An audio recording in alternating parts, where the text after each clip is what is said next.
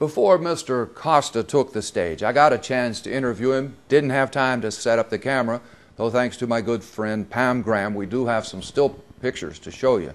But here's the audio recording of that interview.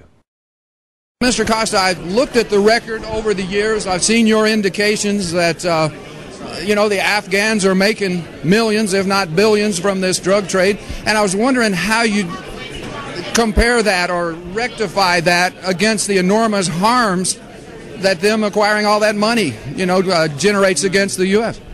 Well, actually, our office has estimated the drug cultivation in Afghanistan this year is out of control, over about 200,000 hectares.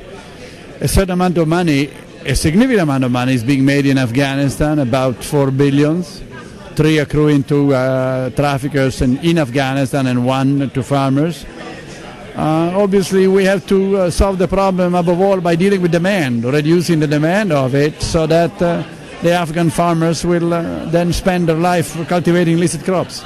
Now, many of the reformers gathered here would counter that with the thought that, you know, we spent decades in trying to stop the flow and trying to stop the demand, and yet because of the policy of prohibition, we've created the world's largest multi-level marketing organization, the black market, which reaches into all our neighborhoods. Isn't it just kind of shoveling sand? Well, humanity has spent centuries, millennia, fighting crime, fighting homicides, fighting slavery. We still have crime and homicide and slavery and rape. Should we legalize this? I don't believe that the legalization route is the right one. Here in the United States, we have spent, some say, as much as $1 trillion to law enforcement, the prison industrial complex, and yet the gangs derive their power from selling contaminated drugs to our children. Isn't it bass-ackwards, sir?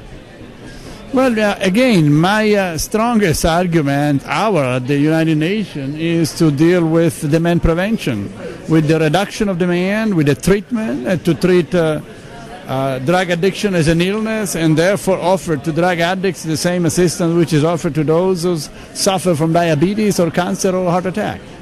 Tune in to my website to learn more about the unvarnished truth of this drug war, and that's at www.drugtruth.net. Hundreds of radio programs, dozens of videos available online for your perusal. What we gotta do? Legalize. Yeah, what we gotta do? Legalize. Oh, what we gotta do? Legalize. Gotta put them pushers right in the grave.